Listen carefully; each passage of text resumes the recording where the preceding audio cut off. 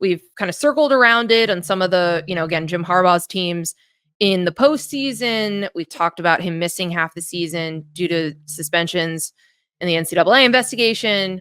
Tommy Rees, what he did over the course of his season, his first year as the OC at Alabama.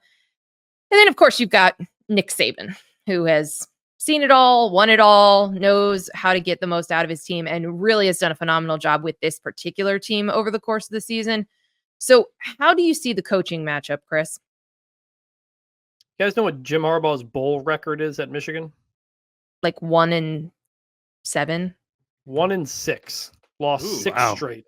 Ooh, yikes. And the 1 year he won his first bowl game, he's lost the last 6. So for whatever reason, like you said, that long layoff has not gone well for Michigan in games that matter and games that don't matter so much. And so like I posed this question on our reaction show. How do we view Jim Harbaugh at Michigan if he loses this game?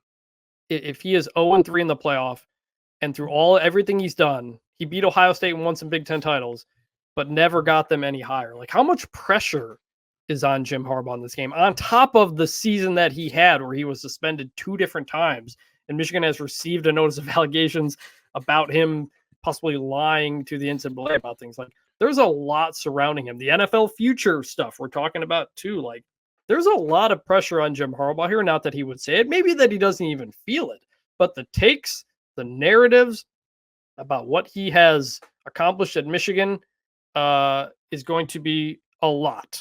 And I can't imagine what Paul Feinbaum is going to say if Alabama wins. the vibe could not be more opposite from last year's Fiesta Bowl, when all week long it honestly seemed like Michigan just did not care what TCU was bringing to the table. Like, just assumed TCU could not hang with them at all. Yep. Very overconfident. Complete opposite this time. Yeah, I remember that. We all saw the reaction on the announcement show. So I was in the room for that. I do want to give a little context, okay? Because please do. Okay, so I was in there. I was doing interviews with the Michigan players and Harbaugh for BTN. So part of it was like, so you see Texas, and there were a lot of like, oh, because everyone, like, nobody knew what 3 and 4 were going to be.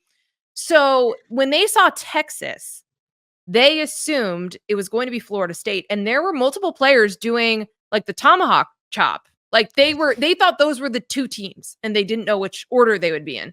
So when it was Alabama, it was shock more so than, oh crap, we have to play Alabama now. It was, we thought we were playing Florida State. So I think people were a little bit too much into that, because they would have felt a certain way about playing Florida State, though. Yeah, they would have cheered, whatever. Yeah, like, well, but again, that's why, like, after Texas showed up, they were like, they reacted, because then they were like, okay, great, now we have Florida State. So it was just like there was a lot of emotions going in. Sounds like disrespect to me, just like they did to TCU.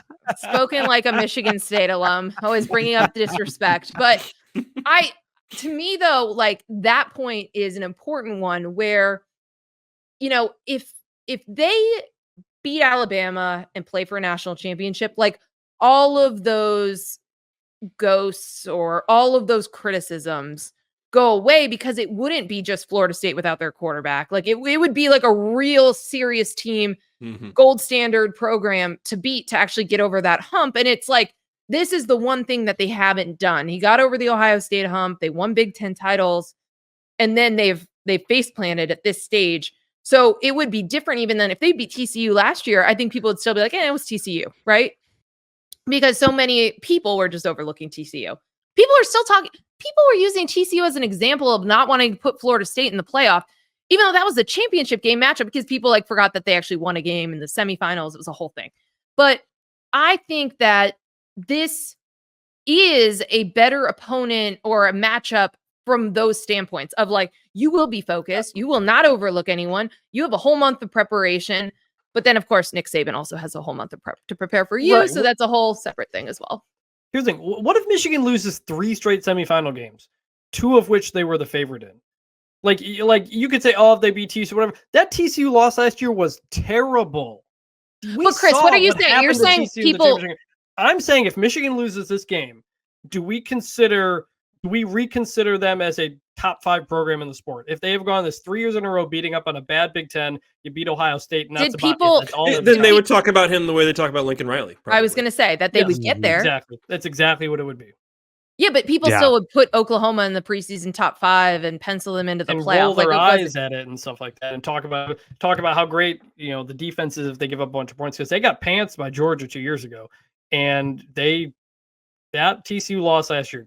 To see what happened in that national championship game and to realize that TCU team beat Michigan, that is inexcusable for a Michigan team that was on top and favored going into that game. And Alabama theoretically is a much tougher opponent. It's a team with a bunch of national championships. But if you lose to a 4-seed Alabama that early in the season nobody thought was going to make it here, like, that's a bad loss. And by the way, we need to all apologize to Alabama. None of us picked Alabama to go to the playoff in the preseason. None of us did. And after that, or the midseason. That's right, the midseason too. Yeah. Well, hey. But hey, the committee did what they were actually supposed to do. I'm just saying, we all counted out Alabama. That loss to Texas, the USF game, still one of the most baffling games I've ever seen in my life. This is one of the best coaching jobs of Nick Saban's career, easily. And if this team, the team that barely beat USF, beats Michigan to go to the national championship game, like, he's already the greatest coach of all time. This is just another one you put on the trophy shelf. That would be incredible.